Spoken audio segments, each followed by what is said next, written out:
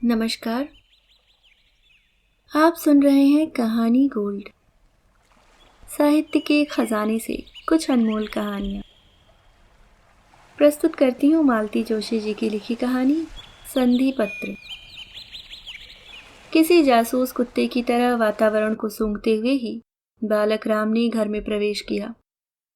पाया कि सुबह दफ्तर जाते समय जो सामान छोड़ गया था वह अब भी बरकरार है। कुछ क्षण बैठक में खड़ा खड़ा वह परिस्थिति का जायजा लेता रहा, लेकिन किसी वन मैन कमीशन की तरह उसके सारे निर्णय एकाकी होकर रह गए। और फिर पति और केवल एक पति की हैसियत से उषा की मम्मी को आवाज देता हुआ वह रसोई घर में घुस गया। रसोई में सिर्फ उषा थी, गीले कोयलों से और स्टोव के पंप से जूझ रही थी। चौकस दृष्टि से इधर उधर देखते हुए बालक राम ने पूछा, बेटे तेरी मम्मी कहाँ है? कीर्तन में गई हैं। उसके मिश्री घुले स्वर को व्यर्थ करता हुआ एक सपाट सा उत्तर आया। इस स्वागत भाषण के बाद चाय के लिए कहने का उत्साह नहीं रह गया था, पर उसने लक्ष्य किया कि उषा ने स्टोव पर से सब्जी उतारकर चाय का पानी चढ़ा दिया है। वह निश्चिंत हो मुंह हाथ धोने चला गया। ठंडे पानी के छींटों से अपनी को तरोताजा करके वह आराम कुर्सी पर लेटा ही था कि चाय आ गई। साथ में बिस्किट भी थे। सारी सामग्री तिपाई पर रखकर उषा उल्टे पैरों रसोई में लौट गई। बात करना तो दूर, उसने पिता की ओर देखा तक नहीं। उसका व्यवहार उन कर्मचारियों का सा था जिनकी सहानुभूति तो विरोधी दल के साथ होती है, पर जिन्हें विवश होकर सरकार के साथ सहयोग करना पड़ता है। क्षण भर को वह गुस्से से जल भुन गया, पर चाय के 2 घूंट पेट में जाते ही उसका आक्रोश ठंडा पड़ने लगा और उसका स्थान वात्सल्य ने ले लिया। बेचारी उषा कुल जमा 12 साल की तो है। जब जब उसकी माँ सत्याग्रह ठान लेती है, घर द्वार का सारा भार इसी के नाजुक कंधों पर आ पड़ता है। लड़की है इसलिए अपनी माँ पर उसकी ममता स्वाभाविक है। तभी तो अपनी दुरावस्था के लिए वह पिता को दोषी ठहराकर मौन विद्रोह ठान लेती है, तो इसमें गलत क्या है? इस उदात्त भाव भूमि पर पहुंचते ही बालक राम के लिए आराम से बैठकर अखबार पढ़ना कठिन हो गया। सफाई कामगारों की हड़ताल के दिनों में वह कई मंत्रियों को झाड़ू लगाते देख चुका था। उसी आवेश में वह रसोई में पहुंचा और आटा सानती उषा से बोला, चला दोनों मिलकर फुलके सेकते हैं। तो बेल बेल कर देती जा, मैं यहाँ बैठे बैठे सेक दूंगा। उषा ने चौंक कर उसकी ओर देखा। दूसरे ही क्षण उन विस्मय भरी आंखों में ममता उतर आई।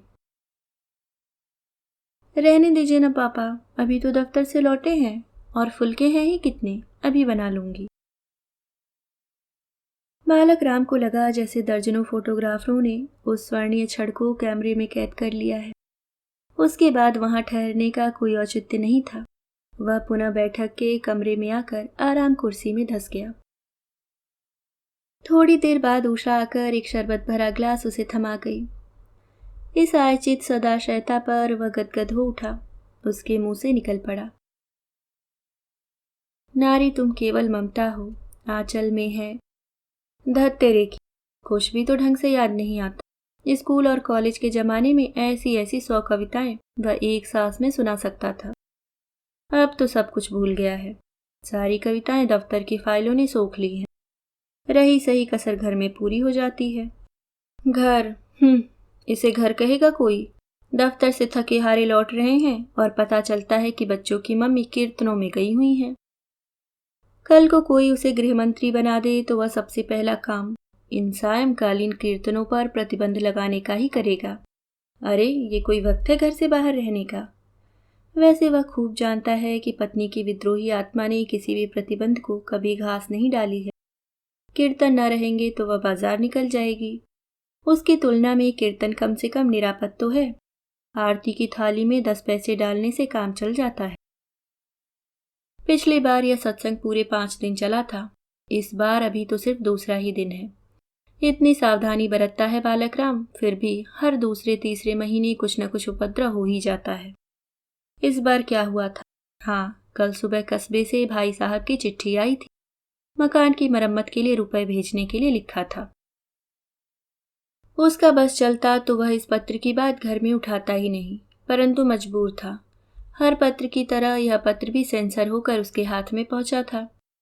वैसे भी बजट की स्वीकृति के लिए सदन की आवश्यकता बैठक तो बुलानी ही थी, पर उसकी जरूरत ही नहीं पड़ी। पहले ही फरमान जारी हो गया कि मकान की मरम्मत बाद में होगी। पहले यह तय हो जाना चाहिए कि किसके पास कौन सा हिस्सा रहेगा। जब जैसा समझेंगे, जितना समझेंगे खर्च करेंगे, यहाँ रुपए फलते नहीं हैं। यह सुनकर सन्न रह गया बालक राम। कई दिनों से उसे अनुभव हो रहा था कि भीतर ही भीतर कुछ सुलग रहा है। यह भी वह स्पष्ट रूप से जानता था कि इस साजिश में विदेशी शक्तियों का हाथ है, पर बात इतनी जल्दी उभर कर सामने आ जाएगी यह नहीं सोचा था। वैसे भाई साहब का यूं हर बार पैसे मांगना उसे भी अखरता था। उन्हें सिर्फ उसका 4 आंकड़ों वाला वेतन मालूम था। शहर के खर्चे की उन्हें कल्पना नहीं थी, या फिर वे जानबूझकर अनजान बने रहना चाहते थे। फिर भी वे बड़े भाई थे, उनसे हिस्सा मांगना, बंटवारे की बात करना कैसा लगेगा, और खासकर तब जबकि अभी अम्मा बैठी हैं। चतुर बहुओं ने उनका बंटवारा पहले ही कर दिया है। बेचारी हर 6 महीने बाद राजधानी बदलती हैं। उसने पत्नी की बात चुपचाप सुन ली, न विरोध ही किया न कोई आश्वासन ही दिया, क्योंकि वह समझ गया था कि उनके मुंह से बच्चों की नानी ही बोल रही और उनसे बहस करना पत्थर पर सर फोड़ना है। उसका रवैया देखकर पत्नी ने भी अपना पैतरा बदल दिया। हर बार की तरह तर्जन उठापटक कुछ नहीं किया, बस मौन व्रत और अनशन 2 हथियार उसने उठा लिए। अब हिंदू धर्म में 33 करोड़ देवताओं का वास है। साल के 365 दिन भी कोई व्रत रखना चाहे तो रख सकता है। जो विरोध करे वही पाप का भागी बने। पर बालक राम जानता है कि इस बार का व्रत परलोक साधन के लिए नहीं है, इसी लोक में बेहतर व्यवस्था की मांग करता है, इसलिए वह उद्विग्न था। फिर भी किसी दृढ़ प्रतिज्ञ शासक की तरह उसने ऊपर से उदासीनता ओढ़ ली। आंदोलनों के इस युग में इतनी मजबूती तो आवश्यक ही है। अभी 4 दिन पहले ही तो अम्मा ने अपना 3 दिवसीय अनशन तोड़ा है। एक दिन सुबह सुबह उन्होंने अपनी बहू को ऑमलेट बनाते देख लिया था और घर में जैसे भूचाल आ गया था। इतने दिनों लुक छिपकर चलने वाला कांड एकदम उजागर हो गया था और अम्मा एकदम फट पड़ी थी। उन्होंने बहू से गंगा जली उठाने को कहा था कि घर में अब ऐसी वैसी चीजें नहीं पकेंगी। पर एक बार रहस्य का पर्दा उठने के बाद बहू भी निर्द्वंद हो गई थी। साफ कह दिया कि आप तो अभी बरसों छाती पर मूंग दलती रहेंगी, फिर बच्चे कब तक जरा जरा सी चीजों के लिए तरसते रहेंगे। बेचारी अम्मा 3 दिन तक खटपाटी लेकर पड़ी रही और बालक राम कर्तव्य विमूढ़ होकर सारा तमाशा देखता रहा। अम्मा उसके लिए परम श्रद्धेय थी। किसका पक्ष ले किसे छोड़ दे, इसी उधेड़-बुन में 3 दिन निकल गए। फिर चौथे दिन चुन्नू मुन्नू के अनुरोध पर अम्मा ने खाना खा लिया था और बालक राम ने चैन की सांस ली थी। काश चुन्नू मुन्नू अपनी मम्मी को भी मना सकते। इस समय तक खेल के मैदान से छुटी चुन्नू मुन्नू की रेल घर में दाखिल हो चुकी थी और सारा घर शोर शराबे में डूब गया था। बच्चे खाने के लिए मचल रहे थे और उषा चीख पुकार में अपनी मम्मी को मात कर रही थी। उसका व्यवहार किसी केयर टेकर गवर्नमेंट की तरह जिम्मेदारी से हीन और एहसान जगाने वाला था। आखिरकार बालक राम को स्वयं भीतर पहुंचकर शांति स्थापित करने के लिए राष्ट्रपति शासन लागू करना पड़ा। जब तक उषा बच्चों का खाना लगाती रही, वह खुद अपने हाथों से अम्मा की थाली परोसकर कमरे में दे आया। अम्मा का बहुत मन था बेटे को पास बिठाकर सुख दुख की 2 बातें कर लेने का, पर बालक राम क्षण भर भी वहां नहीं रुका। बच्चों की मम्मी किसी भी क्षण लौट सकती थी। वे न भी लौटती तो भी उनकी गुप्तचर संस्था बहुत कार्यक्षम थी। इन गर्दिश के दिनों में अम्मा के पास बैठकर गप्पा लड़ाना भी संदेहजनक स्थितियों को ही जन्म देता। वातावरण का तनाव इससे और बढ़ने की संभावना थी। इसलिए वह बाहर आकर चुपचाप बच्चों के पास बैठ गया। बच्चे शराफत से बिना किसी मीन मेघ के खाना खा रहे थे। उनका अनुशासन देखकर वह खुश था। उषा ने उसकी भी थाली लगा दी थी। भूख गायब हो चुकी थी, फिर भी कुछ मोराल बनाने के लिए उसने कहा, आजा उषा, तू भी हम लोगों के साथ ही खा ले। शाम से खट रही है, भूख नहीं लगी क्या अभी? उषा ने भी चुपचाप अपनी थाली लगा ली। मुश्किल से एक और गया होगा मुंह में और फफक कर रो पड़ी। मम्मी के मुंह में कल से एक बूंद पानी भी नहीं गया है। आंसुओं से भीगा उषा का मुंह बड़ा प्यारा लग रहा था, पर उसकी दलील ऐसी थी जैसे घर पर जबरदस्ती आपातकाल लाद दिया गया है। गुस्से में दांत पीसते हुए वह बोला, अगर कोई अपनी मर्जी से भूखा रह जाए तो उसका क्या उपाय है? क्या घर में खाने को नहीं है? लेकिन उन्हें तो साल के 12 महीने, महीने के 30 दिन व्रत करना है, तो उसका कोई क्या करे? जैसे सारा पुण्य ये ही लूट लेंगी। बड़े आवेश से शुरू की थी बात, पर उसके अपने ही कानों में वह बड़ी खोखली लगी। बच्चों की आंखों में अविश्वास, अनास्था और संदेह के मिले जुले भाव उसका मुंह चिढ़ा रहे थे। खाने का नाटक फिर आगे न बढ़ सका। बैठक के कमरे में आकर उसने सिगरेट जलाई और रेडियो खोल दिया। चांद तारों से लदा कोई फिल्मी गीत आ रहा था।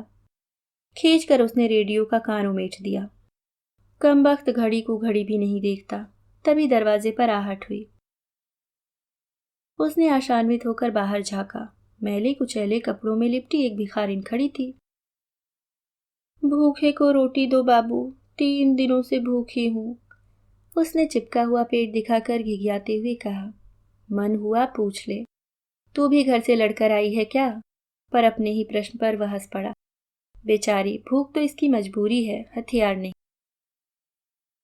अचानक उसका मन किसी कम्युनिस्ट नेता की तरह विचारवेत हो उठा था। दुनिया में बस 2 ही तरह के लोग हैं, एक जो खाना खाते हैं, दूसरे जो भूखे रहते हैं। फिर भूखा रहने वालों की भी 2 किस्में। हार कर उसे भीतर जाना ही पड़ा। उषा से रोटी मांगने पर उसने अलमारी खोलकर कागज का एक पैकेट निकाला। उसमें से 2 रोटियां पिता को दी और पैकेट वापस रख दिया। यह क्या है? रोटियां। सो तो देख रहा हूं, वह गुर्राया। लेकिन ऐसे क्यों रखी हुई है? 3 दिन तक दादी की थाली कमरे से लौटती रही है। मम्मी ने वे ही रोटियां उठाकर रख दी थी। मुझे दिखाने के लिए? नहीं, मांगने वालों के लिए। मन हुआ पूछ ले कि वे रोटियां कहाँ हैं जो तेरी मम्मी के न खाने से बच गई हैं। वे किस लिफाफे में हैं? पर न पूछ सका, क्योंकि जानता था कि प्रश्न का कोई ठोस आधार नहीं है।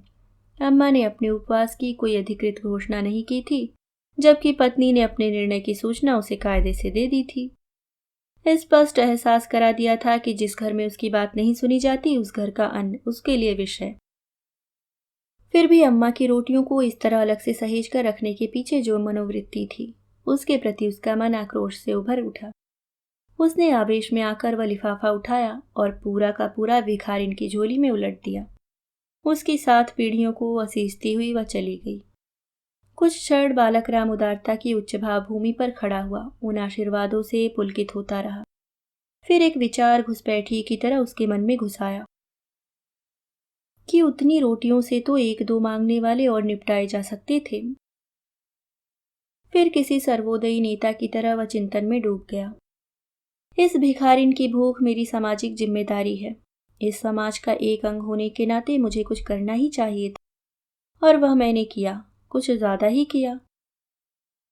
मैं उस समाज का महज 65 करोड़वां हिस्सा ही तो हूँ। आखिर हाँ, अम्मा का उपवास मेरी नैतिक जिम्मेदारी है, इसलिए अम्मा को समझाना मेरा कर्तव्य है कि समय गतिशील है।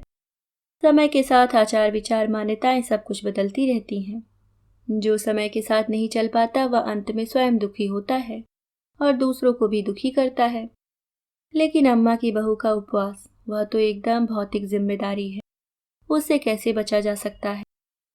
इसके तो जो भी परिणाम होंगे वर्तमान संदर्भ से जुड़े होंगे। उनकी उपेक्षा कैसे क्षम्य है? निर्णय को कब तक टाला जा सकता है? बालक राम अपने चिंतन में डूब गया। सामने पड़ा अखबार भी चुपके से उसके विचार विनिमय में शामिल हो गया था और किसी भूख विशेषाग की तरह भूख भूख चिल्ला रहा था। कहीं पाव किलो चावल के लिए 2 साल का बच्चा बेच देने का जिक्र था, तो कहीं भूख से तंग आकर पूरे परिवार की आत्महत्या का। किसी संत के उपवास का 34वां दिन चल रहा था। कहीं सरकार धमकियों के आगे न झुकने का प्रण दोहरा रही थी। कहीं फूले पेटों और चिपके गालों वाले नौनिहालों की तस्वीर थी। कहीं 5 स्टार होटल में आयोजित वर्तमान खाद्य व्यवस्था और दोषपूर्ण वितरण प्रणाली पर परिसंवाद का समाचार। कहीं 5 स्टार होटल में आयोजित वर्तमान खाद्य व्यवस्था और दोषपूर्ण वितरण प्रणाली पर परिसंवाद का समाचार था। बालक राम के साथ जैसे सारा देश इसी समस्या से जूझ रहा था। एक धमाका सा हुआ और उसकी विचार श्रृंखला बीच में ही टूट गई। आवाज की दिशा में दौड़कर गया, देखा आंगन में गदर मचा हुआ था। चुन्नू ने पूरी की पूरी ट्रे गिरा दी थी। 2 डिनर प्लेट परलोक सिधार गई थी। उषा साबुन सने हाथों से उसे पीट रही थी और वह जोर जोर से रोए जा रहा था। बड़ी मुश्किल से स्थिति पर नियंत्रण पाया जा सका। एक डांट पड़ते ही उषा मुंह फुलाकर हड़ताल पर चली गई। शेष बर्तन उसने चुन्नू मुन्नू की मदद से मोरी में रखे और इस अध्याय की इतिश्री की। बच्चों को नींद आने लगी थी, इसलिए फिर बिस्तरों की ओर ध्यान देना पड़ा। उषा तो अपना इंतजाम करके लेट गई थी और मुंह ढककर सोने का नाटक कर रही थी। उसे सबक सिखाने के लिए बालक राम ने चुन्नू मुन्नू को स्वावलंबन पर एक भाषण पिलाया। बच्चे कुछ ज्यादा ही जोश में आ गए और उन्होंने गद्दों का कुतुब मीनार बना दिया। उसे तरतीब से लगाते हुए बालक राम को हफनी छूट गई। फिर अम्मा के कमरे में जाकर उनका बिस्तर ठीक किया। पता चला दोनों जून की थालियों के साथ सुबह शाम की चाय की प्यालियां भी खटिया के नीचे भिनक रही है। इतनी कोफ्त हुई पर जब्त करके रह गया। खुद ही उठाकर रखाया, कहता किससे। तभी तेल जलने की गंध ने उसका ध्यान आकृष्ट किया। मुन्नू रसोई में पड़ा चीख रहा था, पापा दूध दूध। कमबख्त खड़े खड़े हाथ नचा रहा था, पर यह नहीं कि उतार ले। बालक राम ने दौड़कर फुर्ती से दूध उतारा, पर यह फुर्ती बहुत महंगी पड़ी। 2-4 बूंदें हाथ पर तो छलक पड़ी और स्टील की पतीली फफोले दे गई सो अलग। दूध उतारने के बाद देखा सड़सी वहीं पास में पड़ी है। पस्त होकर बैठ गया बालक राम। क्या संधि पत्र लिखना ही होगा? नहीं तो इस अराजकता का अंत कहाँ है? संधि की शर्तें बहुत अपमानजनक हैं, पर उपाय क्या है? मंदिर में आरती का घंटानाद अपनी चरम सीमा पर पहुंच चुका था। बस आरती के बाद ही बच्चों की मम्मी घर लौट आएगी। इसके बाद तो मंदिर में रुकने का कोई प्रावधान ही नहीं है। बोल वृंदालाल बिहारी की जय। भक्तों के सम्मिलित कंठ स्वर में उसने एक स्वर अपना भी मिला दिया। प्रभु के इस पावन जय घोष के साथ ही जैसे उसकी चेतना के कपाट खुल गए। आत्मबोध जागृत हो उठा। चुन्नू, उसने आवाज दी, जरा टॉर्च लेकर मंदिर तक चला जा बेटे। पूरी सड़क नल के गड्ढों से पटी पड़ी है और आज शायद स्ट्रीट लाइट भी गोल है। फिर उसने मुन्नू को 10 का नोट पकड़ाते हुए कहा, दौड़कर मगनलाल के यहाँ से पाव भर रबड़ी और मलाई के लड्डू ले आ, और देख मेरा नाम बता कर लाना, ऐसी वैसी चीज न पकड़ा दे कहीं। फिर उसने उषा को उसकी नकली नींद से जगाया और दुलार भरे स्वर में आदेश दिया, बेटे स्टोव जलाकर 2 कप चाय तो बना लो झटपट। 4 घंटे से कीर्तन सुनते सुनते मेरा भी सर चढ़ गया है। तेरी मम्मी का तो पता नहीं क्या हाल हुआ होगा। वह जानता था कि वह परंपरा तोड़ रहा है। नियम तो संतरे या नींबू के रस का है, चाय या रबड़ी का नहीं, पर वह क्या करे। नींबू के रस का गिलास क्या उसके मनोभावों को ठीक से अभिव्यक्त कर सकता था। रसोई से आती स्टोव की मधुर घरघराहट को सुनकर उसने चैन की सांस ली और इत्मीनान से बड़े भाई साहब को पत्र लिखने बैठ गया। दोस्तों, ये थी कहानी संधिपत। उम्मीद करती हूँ आपको पसंद आई होगी। मिलती हूँ किसी और नई कहानी के साथ। तब तक के लिए मुस्कुराते रहिए। धन्यवाद।